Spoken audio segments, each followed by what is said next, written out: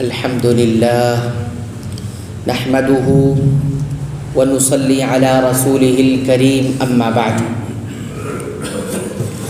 رب اشرح لی صدری ویسر لی امری واحلل عقدۃ من لسانی یفقهوا قولی آمین۔ سورۃ البقرہ کی آیت نمبر 65 اور 66، ان دونوں آیت کریمہ سے ہم نے کیا سیکھا، اس تعلق سے گفتگو جاری ہے، اور اب تک ہم نے 2 باتوں کا ذکر کیا ہے۔ تیسری بات ہمیں یہ معلوم ہوتی ہے کہ اللہ تعالیٰ گناہوں کے سزا دینے میں جیسا گناہ ہوتا ہے اس گناہ کی شکل کے اعتبار سے سزا دیتے ہیں، اور اس میں اللہ کی حکمت ہوتی ہے۔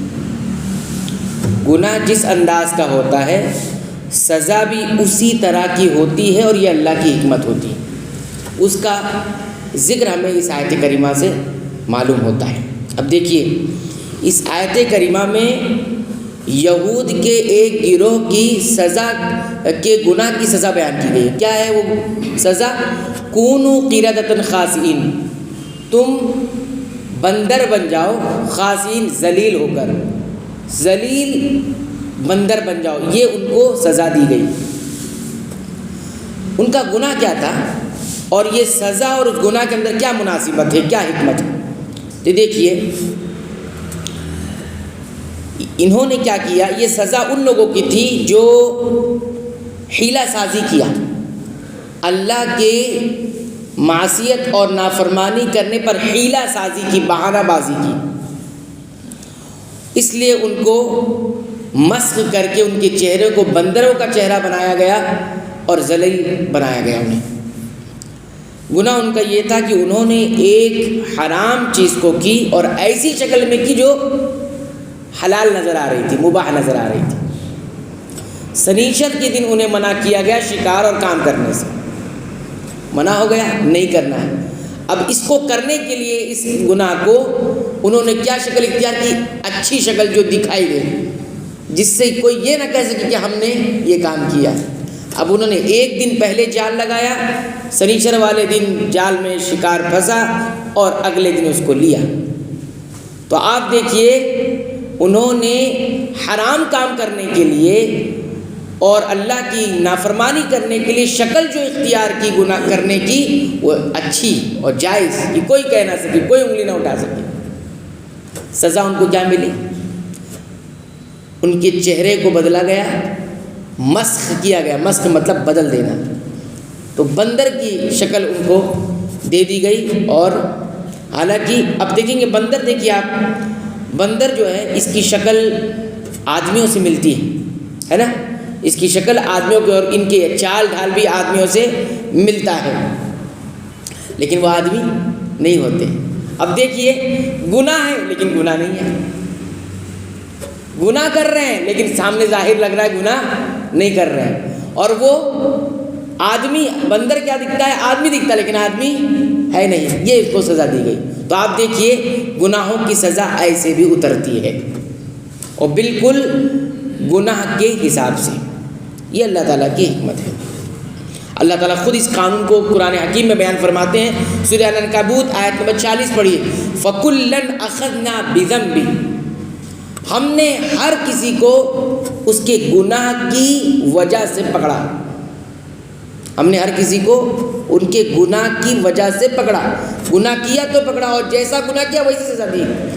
فرعون جو ہے پانی میں ڈوب کر مرا، اس کو سزا ملی، کیونکہ وہ کہتا تھا میں اس پوری سلطنت کا بادشاہ ہوں، اکیلا ہوں، میں معبود ہوں، اور یہ جو نہریں جاری اس کا بھی میں مالک ہوں۔ کوئی کس کی ملکیت ہے یہ سب؟ نہریں کہہ کر اور دریا اور سمندر کہہ کر کہتا تھا میں اس کا مالک ہوں۔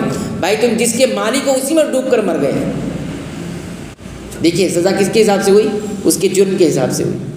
علماء نے یہ حکمت ذکر کی ہے کہ پانی میں ڈوب کر مرا، اور پانی کا ذکر بار بار اپنی سلطنت میں وہ کیا کرتا تھا۔ اس کی بلا مقابل اور دیکھیں آپ، قارون کو دیکھیے، ہمیشہ اپنے خزانوں کا ذکر کرتا ہے، یہ جو کچھ ملا ہے میرے اپنے علم کے مطابق، میرے علم کی وجہ سے، میری اپنی محنت کی وجہ سے ملا ہوا۔ خاص طور پر اپنے علم کو وہ کہتا تھا کہ یہ خزانے مجھے ملے، اور اس کو سزا کیا ملی؟ اسی خزانوں سمیت زمین کے اندر دسایا گیا. فَكُلًّا أَخَذْنَا بِذَنبِهِ. تو یہاں ایک چیز کا ذکر ہے کہ اللہ رب العالمین سزاؤں کی، گناہوں کی سزا کی مناسبت سے جو ہے یا گناہ کے حساب سے سزا دیتا ہے. یہ تیسری بات ہوگی. چوتھی بات دیکھیے، اللہ رب العالمین کی قدرت کا ایک نظارہ ہمیں یہاں دیکھنے کو ملتا ہے، اور وہ یہ ہے کہ اللہ تعالیٰ نے کہا کونوا قردۃ خاسئین، اور تاریخ لکھنے والے یہ کہتے ہیں مفسرین کہ اسی لمحے وہ کیا ہو گئے؟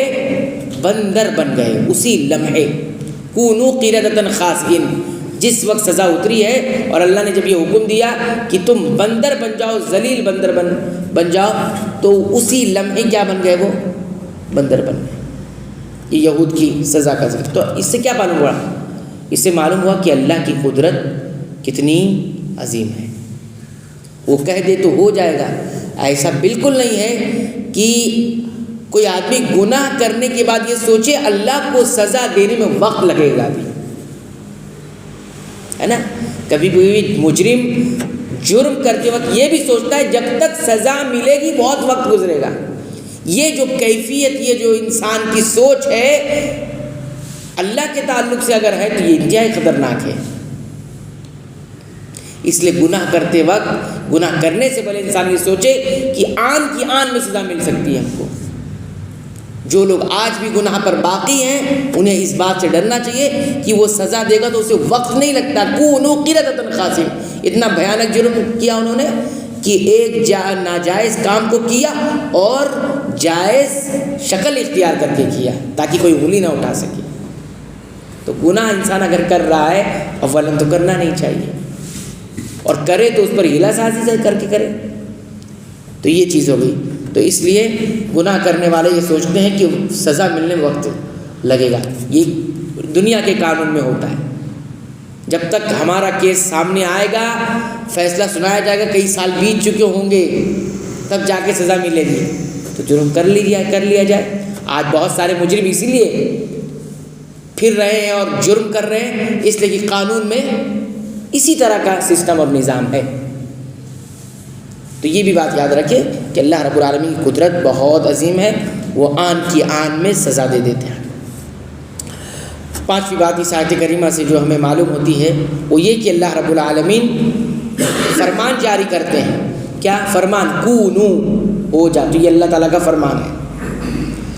اور بھی باتیں انشاءاللہ ہم آئندہ درس میں ذکر کریں گے. اللہ تعالیٰ سے دعا کرتے ہیں رب العالمین تو ہمیں قرآن حکیم کی پابندی سے تلاوت کی توفیق عطا فرما، اس کو سمجھ کر اس کے معانی پر غور کر کے پڑھنے کی توفیق عطا فرما، اس کے مطابق اپنے ایمان، عقیدہ، اعمال کی اصلاح کی توفیق عطا فرما. اے اللہ قرآن حکیم کو تو ہمارے دلوں کی بہار بنا دے، ہمارے سینوں کی روشنی بنا دے، ہمارے تمام غموں پریشانیوں کا علاج بنا دے. اے اللہ تو ہمیں بخش دے، ہمارے والدین کو بخش دے، تمام اہل اسلام، اہل ایمان، اہل توحید کو بخش دے. آمین.